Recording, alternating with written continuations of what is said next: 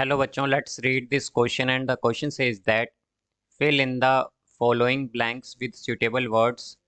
Part A, the next higher homologue of ethanol is dash. Part B, the next homologue of C2H5OH is dash.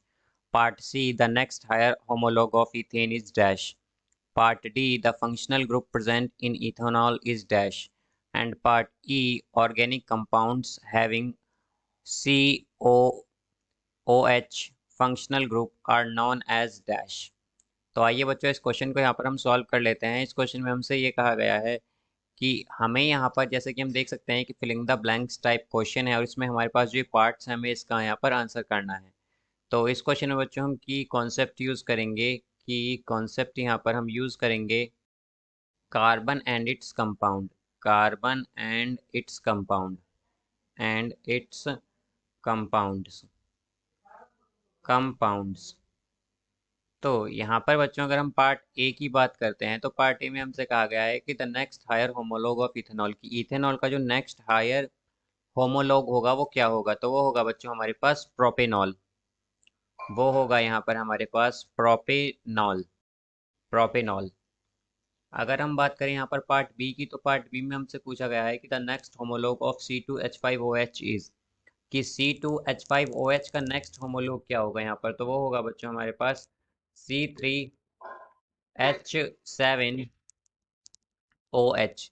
ये बच्चों इसलिए होगा because हम जानते हैं कि हर एक नेक्स्ट होमोलॉग में क्या होता है कि कार्बन एटम 1 से इंक्रीज करता है और H एटम 2 से इंक्रीज करते हैं।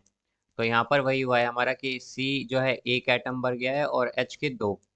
आइए अब बात करते हैं पार्ट सी की। तो पार्ट सी में हमसे पूछा गया है कि next higher homologue of ethane. तो बच्चों हम जानते हैं कि इथेनॉल, ईथेन का जो नेक्स्ट हायर होमोलॉग होगा हमारे पास वो होगा प्रोपेन, प्रोपेन, प्रोपेन।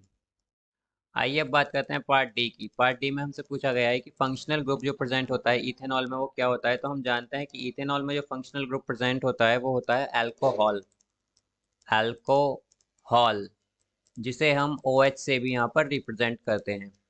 अब अगर हम बात करें कि organic compound having this functional group are known as, कि हमारे पास जो फंक्शनल ग्रुप है इस तरह के कंपाउंड्स को हम क्या कहते हैं, तो इन्हें हम कहते हैं बच्चों carboxylic acid, कार्बो ऑक्साइलिक acid, carboxylic, carboxylic acid.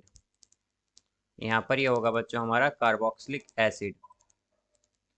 तो ये बच्चों हमारे आंसर्स हो जाएंगे। अगर हम बात करें पार्ट ए की तो इसका आंसर होगा प्रोपेनॉल, सेकंड में आएगा C2H7, C3H7OH, पार्ट सी में आएगा प्रोपेन, पार्ट डी में आएगा अल्कोहल या फिर OH group, and part E में आएगा हमारे पास कार्बोक्सिलिक एसिड।